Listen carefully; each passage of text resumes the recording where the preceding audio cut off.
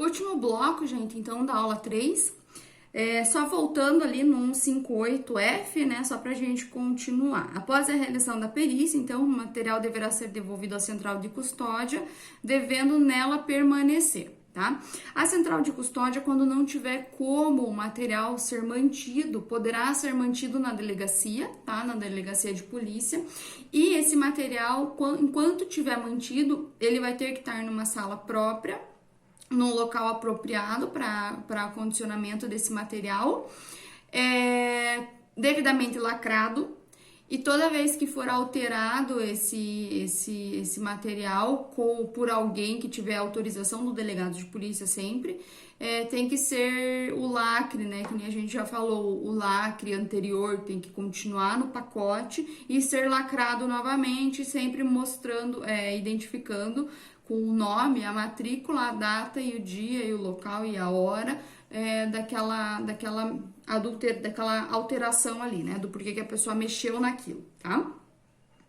Gente, hoje as delegacias não têm segurança nem para ficar com as armas que eles recolhem, porque corre o risco de bandidos entrarem lá e pegarem. Hoje, as delegacias não têm espaço. Vocês já entraram numa delegacia recentemente? Gente, é um ambiente assim, totalmente, parece que você voltou ali pros anos 90, mais ou menos. Mais ou menos anos 90, uns 30 anos atrás. Essa é a visão que a gente tem de uma delegacia quando entra nela, tá? Exceto as delegacias centrais aqui, que já tem até um material de áudio e vídeo, né, pra gravar. O resto, gente, o resto é tudo cacareco, tudo velharia, tá? Casas velhas, tudo de qualquer jeito. Banheiro, gente, um banheiro de uma delegacia é o troço mais horrível que eu já vi na vida, né? É assim, um ambiente totalmente insalubre para exercício de qualquer função, né? Imagine agora, além de não ter como, de repente, acondicionar um material, uma prova de um crime na central de custódia, vai ter que acondicionar na delegacia. Ou, daí o parágrafo único para a gente dar uma outra saída, melhor ainda, claro. Caso a central de custódia não possua espaço ou condições de armazenar determinado material, deverá a autoridade policial ou judiciária, então, ou o delegado de polícia ou o juiz, determinar as condições de depósito do referido material em local diverso, claro, né? Na casa dele, quem sabe, né? Mediante requerimento do diretor do órgão central de perícia, oficial de natureza criminal. Gente, qual outro local diverso? Né? Vão ter que alugar um galpão, então, para acondicionar? Seria o mínimo, então, né? Que deveria ser feito. Locais, lugares para acondicionar essas coisas, uma câmara frigorífica, de repente, para dependendo do que tipo de material. Gente, tudo isso, eu repito para vocês, tudo isso aqui no papel tá maravilhoso, é o mundo ideal, é a utopia. Eu quero ver isso na prática, tá? Quero ver isso na prática. Aí os juízes pedindo esclarecimento para o tribunal, o que eles fazem, porque o juiz não tem liberdade para determinar que um laboratório qualquer guarde um material genético, né, de uma prova. O juiz não tem essa. Isso tem que ser feito por meio de convênios entre o poder judiciário e entre empresas privadas, se for o caso, ou o poder público ele tem que licitar, comprar um local, alugar um local para fazer esse acondicionamento, tá? Nada acontece assim, tipo, já sei, vou mandar o LANAC guardar aí o material. Aí, incluindo, ele já faz a perícia pra gente, né? Já faz o confronto genético entre os possíveis autores do crime, né? Claro, mais fácil. Gente, não é assim. Não é assim que funciona, não é assim que dá certo, né? Não tem como. Tá? Isso tem que ser feito horizontalizado, não é verticalizado essa legislação como ela foi imposta, né? Simplesmente aprovamos o pacote anticrime, nossa, que maravilha, todas as alterações do juiz das garantias, maravilha, show de bola, e agora? Faz o quê?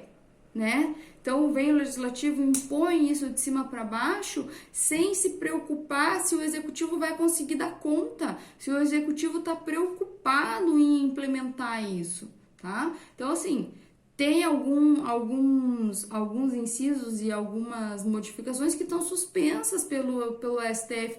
Claro que tá suspensa, é óbvio que tá suspensa. Aí as pessoas criticam. Ah, eles colocaram, mas o STF foi e suspendeu.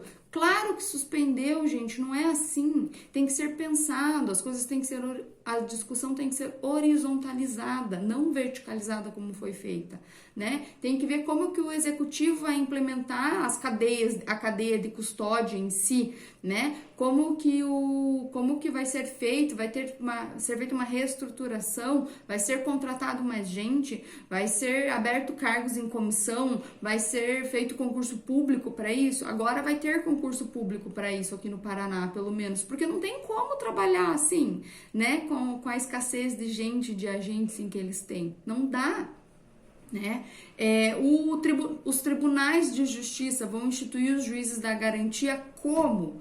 Né? Eles têm que abrir um ofício próprio para isso, uma competência própria de um juiz para cuidar da fase investigativa até o recebimento da denúncia. Né? Hoje, quem cuida disso são os juízes normais, quando existem demandas que eles precisam, são suscitados pelos delegados, pelos promotores, para tomar uma decisão em determinadas circunstâncias, senão não, né? Senão o juiz vai receber isso só com oferecimento da denúncia, né? O juiz vai tomar conhecimento daquele inquérito, daquela investigação só com oferecimento da denúncia, tá? Senão não é o caso, né? Ele nem toma partido aí, partido assim no sentido de ele não toma conhecimento do que está acontecendo.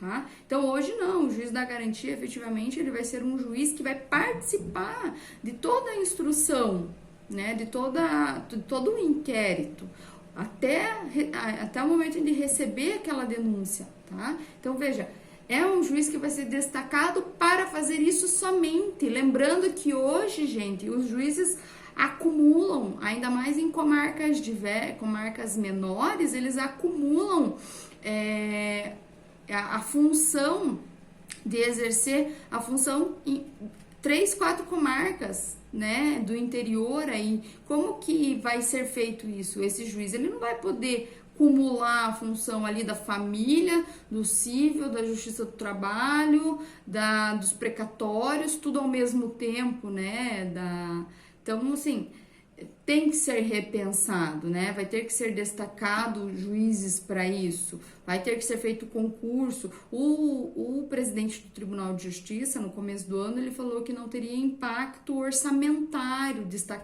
fazer essa reformulação aí para ter juízes da garantia, né? No Paraná, pelo menos. Que bom! Então, isso quer dizer que a gente tem aí bastante juiz no Paraná, né? E bastante juiz podendo exercer essa função, ou pelo menos o presidente do tribunal acha que tem bastante juiz podendo exercer essa função, né? Não sei se chegou-se a pesquisar com os juízes efetivamente a carga de trabalho que eles estão tendo, né? Que é um outro ponto que deveria ser pensado, porque quando a gente vê aí o tanto de juízes que tem problema psicológico, psiquiátrico pelo excesso de carga de trabalho, o tribunal tá cheio de correções parciais nesse sentido, né? Então, isso também eu acho que deveria ser analisado, né? Juízes com doenças aí autoimunes por conta do estresse, né? Isso também deve ser levado em conta. Suicídio, ano passado a gente teve caso de 2 juízes e um desembargador que se suicidou, um juiz e um desembargador sim, né, infelizmente, mas acho que mais um juiz no interior que se suicidou, né, porque a gente não sabe, nunca vai saber, mas quem sabe a falta de apoio aí do próprio órgão também deva ser importante se pesquisar, tá? Então, assim, gente, a gente finaliza a parte até desabafei um pouco com vocês porque eu vi efetivamente, né, a preocupação, isso acontecer com os chefes que eu tive, né?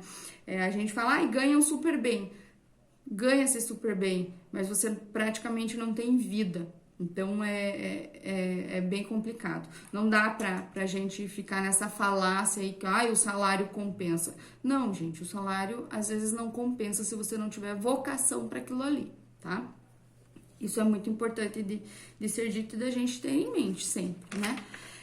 Então, a cadeia de custódia, gente, começa lá no 158A, a gente finalizou ela tá dentro da parte probatória, tá? Porque é o procedimento em si das provas ali.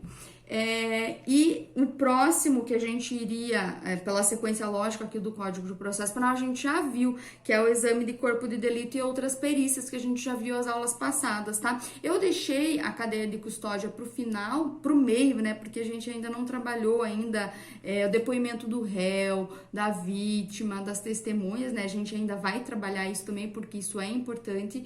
Existe um procedimento a ser seguido para o réu ser ouvido, se ele pode ser ouvido por precatório, se não pode, por videoconferência, se pode, se não pode, tá? Então, tudo isso tem que ser respeitado. E o momento em que ele é ouvido também é importante, né? E se a ordem em que ele é ouvido não é respeitada, se gera uma nulidade o que é absoluta, relativa, tá? Ouvir gente na rádio, gente que se diz conhecedora da legislação, dizendo que isso não existe, que o Código de Processo Penal não tem uma previsão legislativa para isso.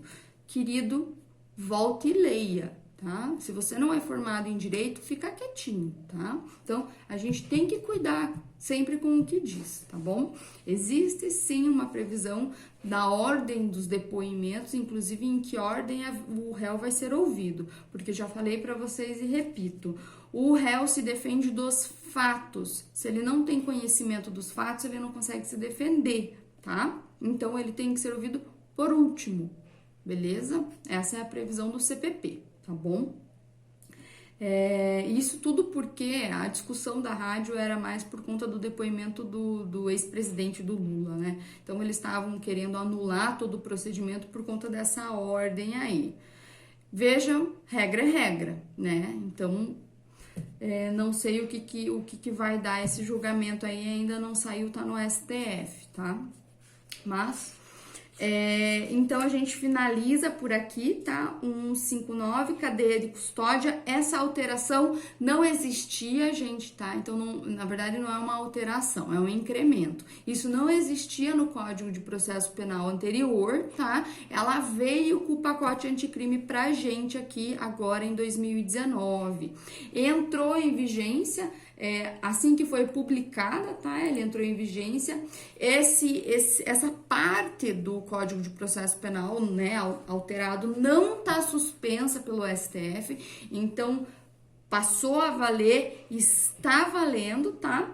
Não tá suspenso, isso é importante a gente dizer. Algumas partes do pacote anticrime estão suspensas, tá? Ainda não estão valendo. Por conta do impacto que isso gerará nos estados, tá? Impacto orçamentário mesmo. Lembre-se sempre, gente, que os três poderes, eles são independentes, mas um impacta o outro, sempre. Por isso que a gente tem o check and balances, né? Que é o controle entre um e outro, né? Porque como um impacta o outro, a gente tem que ter o controle de um poder sobre o outro, mas nenhum é soberano em cima do outro, né? Sempre. Ainda que existam discussões que digam que o legislativo vai ser sempre a última palavra, né? Até uma das intenções do trabalho que eu passei para vocês era vocês verificarem isso, que ainda que haja uma decisão que diga-se final pelo STF, não tem mais para quem recorrer. Beleza, o legislativo a qualquer momento pode vir e promulgar uma lei, né? Pode vir e colocar aí uma nova emenda constitucional, uma nova legislação que não respeite o entendimento jurisprudencial consolidado. É possível? Totalmente possível, gente. Totalmente possível. Claro, aí a gente começa um novo processo de constitucionalidade daquela lei. Mas até então, aquela lei vai ter validade, né? E então, o STF, o judiciário, não é a última palavra, tá? Isso é teoria constitucional, tá? tá? A gente tem aí N doutrinadores que falam disso, e é uma seara bem interessante da gente discutir. E, claro, impacta em tudo, processo penal, direito penal, né? Todas as legislações, tá bom? Então, próximo bloco, a próxima aula, a gente vai continuar ver as formas de prova, né? E vai aí, daí, especificamente para o depoimento do réu e seguintes, tá bom? Fechamos, então, gente, com isso a aula 3 e a próxima é a aula 4.